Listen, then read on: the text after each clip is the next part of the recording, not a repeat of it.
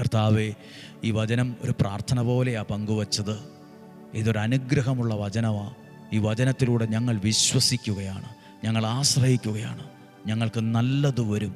ഇന്ന് വചനത്തിലൂടെ പ്രാർത്ഥിക്കുന്ന സകലരെയും അനുഗ്രഹിക്കുന്നു. ഈ വചനം കേൾക്കുന്ന സകല കുടുംബങ്ങളെ അനുഗ്രഹിച്ച് പ്രാർത്ഥിക്കുന്നു. സകല മാതാപിതാക്കളെയും രോഗികളെയും അനുഗ്രഹിച്ച് പ്രാർത്ഥിക്കുന്നു. കുഞ്ഞുങ്ങളെ അനുഗ്രഹിച്ച് പ്രാർത്ഥിക്കുന്നു. വിധവകളായിട്ടുള്ളവർക്ക് വേണ്ടി പ്രാർത്ഥിക്കുന്നു.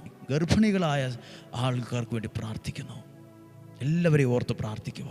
നമ്മുടെ കർത്താവ് ഈശോ മിശിഹായുടെ കൃപയും പിതാവായ ദൈവത്തിൻ്റെ സ്നേഹവും പരിശുദ്ധാത്മാവിൻ്റെ സഹവാസവും നിങ്ങളോട് കൂടെ ഉണ്ടായിരിക്കട്ടെ. ഞങ്ങളുടെ കുടുംബത്തിൽ, യാത്രകളിൽ, തീരുമാനത്തിൽ, വിവാഹപ്രായമായിട്ടും വിവാഹം നടന്നിട്ടില്ലാത്തവർ, വിവാഹം കഴിഞ്ഞു കുഞ്ഞുങ്ങളില്ലാതെ ഭാരപ്പെടുന്നവർ, രോഗപീഠകളെ ഓർത്ത് വിഷമിക്കുന്നവർ, ക്യാൻസർ രോഗത്തിലൂടെ ആ രോഗത്തിൻ്റെ വിഷമങ്ങളിലൂടെ കടന്നു പോകുന്നവർ, ഹൃദയ സംബന്ധമായ രോഗകാരണം കൊണ്ട് വിഷമത്തിലൂടെ കടന്നു പോകുന്നവർ, കിഡ്നി സംബന്ധമായ രോഗകാരണങ്ങൾ കൊണ്ട് വിഷമത്തിലൂടെ കടന്നു പോകുന്നവർ, ഡയാലിസിസിന് വിധേയമായി കൊണ്ടിരിക്കുന്നവർ, എല്ലാവരെയും ഓർത്ത് ഞങ്ങൾ പ്രാർത്ഥിക്കുന്നു. ദൈവീക സംരക്ഷണയിൽ ഏൽപ്പിച്ചു തന്നുകൊണ്ട് പ്രാർത്ഥിക്കുന്നു. ഒരു പോറൽ പോലും ഏൽക്കാൻ സമ്മതിക്കത്തില്ല. ഇന്നും ജീവിക്കുന്ന യേശുവിൻ നാമത്തിൽ ഏൽപ്പിക്കുന്നു. രോഗങ്ങൾ, അപകടങ്ങൾ, ദുർമരണങ്ങൾ, മൂപ്പെത്താത്ത മരണം മാറിപ്പോകട്ടെ. ദീർഘായുസ്സും ആരോഗ്യം ഉണ്ടാകട്ടെ.